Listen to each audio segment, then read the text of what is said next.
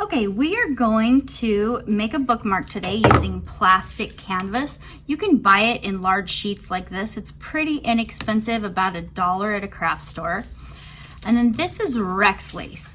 We like to call it Rex lace because it was named when Tyrannosaurus Rex couldn't keep his shoelaces tied, and so they had to design something that was very strong. I'm just going to cut my bookmark whatever size I want it. This is great for little fingers and learning how to stitch and sew. Then my Rex lace, I always cut it quite a bit longer than I need, about there. And I'm just going to cut myself a few pieces so I can stay busy.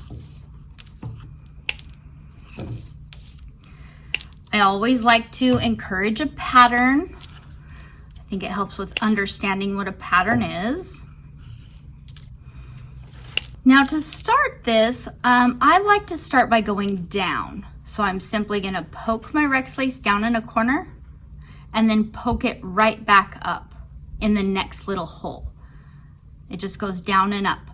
I pull this piece until it's almost to come out, about right here. Now, fellow stitchers, you could go one at a time. You'll notice I smooth this out so there's no little kinks in it. And I'm going to poke it down my next hole. And then I pull it out the back. When I'm in the back, I poke it from the back. I always go through the side of where it comes out of. If it comes out of the back, it goes in the back the next time. This time it came out the front, so that's right, it has to go in the front. You could carry on this way for a little bit.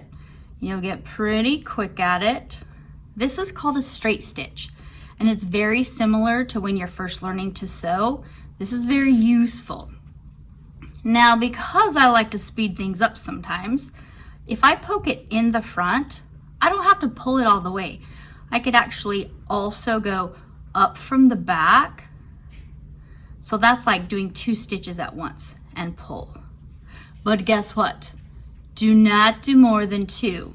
If you do a whole bunch and try to pull it, you're gonna break that Rex lace, and T-Rex is gonna be so sad about his shoelaces.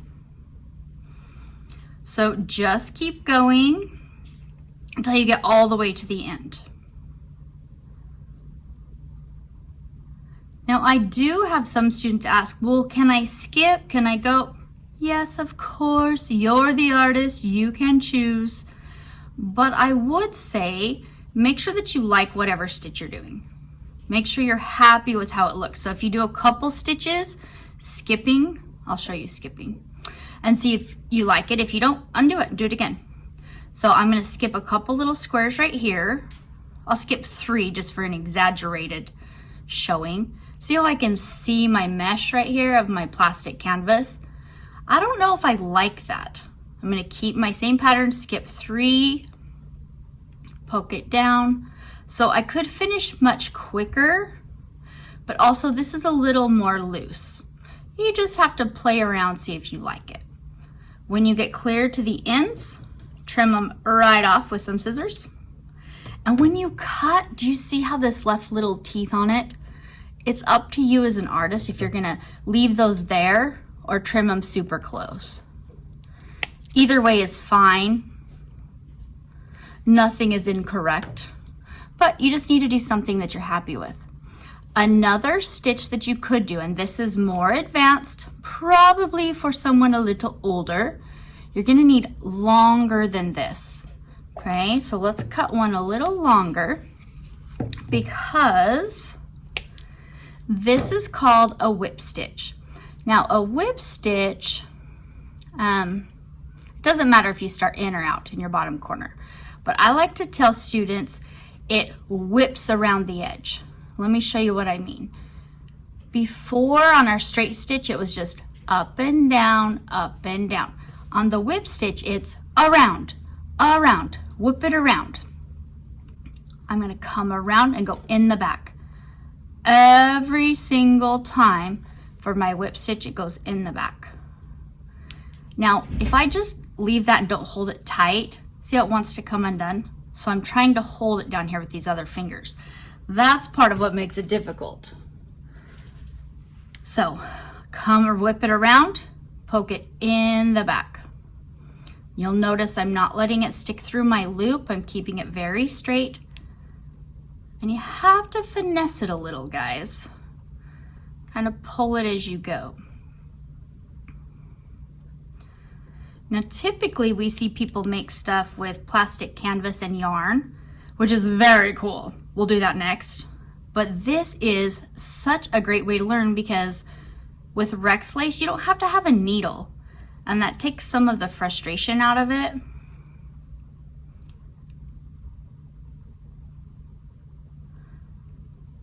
Very cool edge. I'm going to do a few more stitches and then show you how I would choose to end this if I was done. So I might choose to go clear to the end, or if you run out, you'd have to start with a new piece. Not a big deal, we're artists, we can do stuff like that. Whip it around, poke it in. Okay, let's pretend that I did this whole side and I love it, of course. Well, to finish it off, I'm actually going to take my Rex lace and stick it down through these loops. I'm kind of letting them loosen just a little. And I have found that if you go through 3 loops, that usually is enough. Come on, poke through. There we go. Don't get frustrated, just work it a little, work it, and then pull it tight. Once you pull it tight, you can clip that off carefully.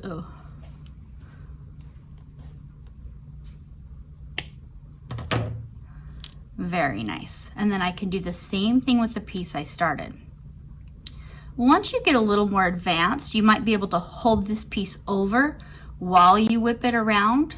And that's the ideal way to lock it in, because then you don't have to come back and kind of struggle with this one.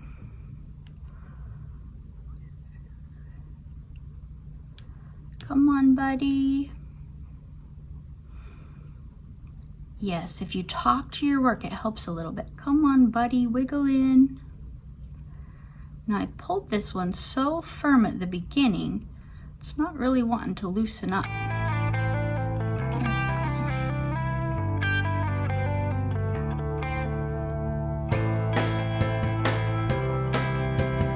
This time it just made it through 2. I think that's gonna work. I'm gonna pull it super firm again. Get my scissors, give it a little trim. And voila, that's how we do a whip stitch. Now my straight stitch over here, because it's straight and it's not too taxing or too difficult on the Rex lace, I could leave it long if I want, or I could trim it off pretty short. Now when I went every other one, I could trim it right off.